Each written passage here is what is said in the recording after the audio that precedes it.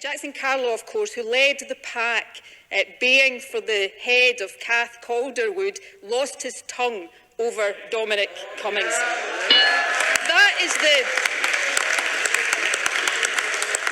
party political engagement and the inconsistency and the hypocrisy that has no place when you're dealing with a national crisis. This is tough. It is hard for individuals and businesses. It's tough and hard for governments all across the world. But my job is to focus on getting the country through that. And regardless of Jackson Carlaw's attempt to distract attention from that, which I suspect is more about distracting attention from the travails of a government somewhere else, I'm going to focus on that job at hand and get Scotland safely through this biggest crisis any of us have ever faced.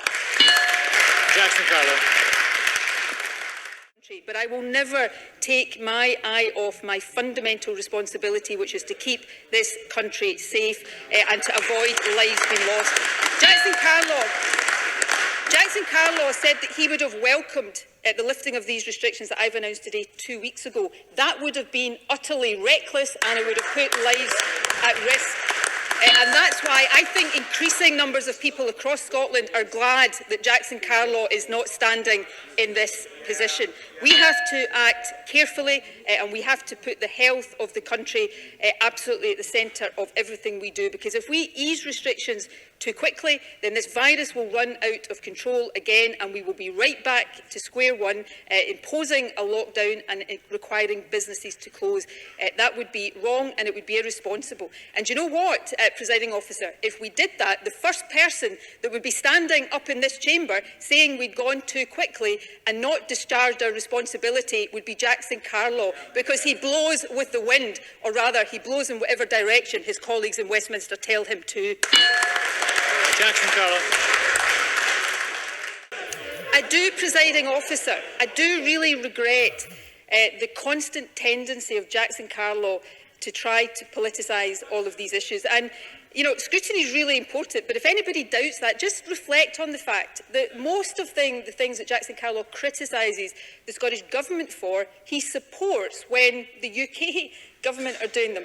And there are many, many examples of that, from schools through to the economy, but perhaps the most egregious example of that inconsistency, if I can put it that mildly, Presiding Officer, is this.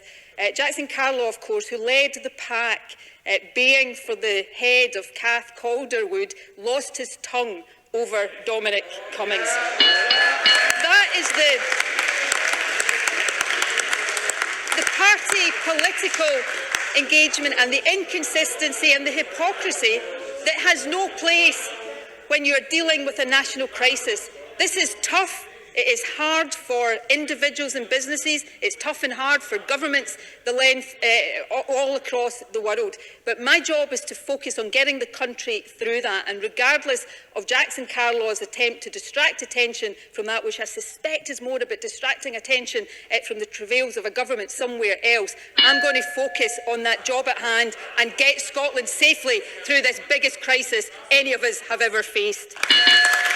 Jackson Carlaw.